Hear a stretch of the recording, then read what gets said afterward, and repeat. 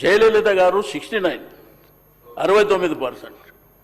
అప్పుడు పివి నరసింహారావు గారికి ఆ రాష్ట్రంలో ఆ సంఖ్య అవసరం ఉండే. కాబట్టి ఆమె ధైర్యంగా నిలబడి నా సంఖ్య ఇది క్లియర్ చేస్తే నేను సపోర్ట్ చేస్తా అంటే అది జరిగింది, అక్కడ జరిగినటువంటిది. కాబట్టి దయచేసి నేను ఏమంటే ఇంకా విమర్శ ప్రతి విమర్శ నాకు లేదా నాకు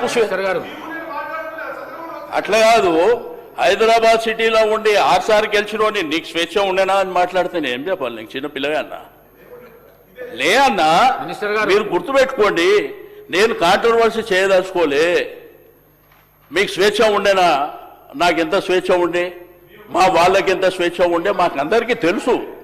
కాబట్టి 9 సంవత్సరాలలో అద్భుతాలు చేసినాం. కాబట్టి దయచేసి నేను 9th షెడ్యూల్ పక్కన పెట్టండి, అది జరిగేటప్పుడు జరుగుతుంది, పోరాటం చేస్తాం, బలమైనటువంటి ఉద్యమాన్ని కూడా నిర్మిస్తాం, అది వేరే విషయం. కానీ మీ చేతిలో ఉన్న పని మాత్రం మీరు చేయండి. వచ్చే క్యాబినెట్ ఎక్స్పెన్షన్లో ఆ మిగిలినవి ఆ బీసీలకి ఆ మంత్రి పదవులు ఇవ్వండి.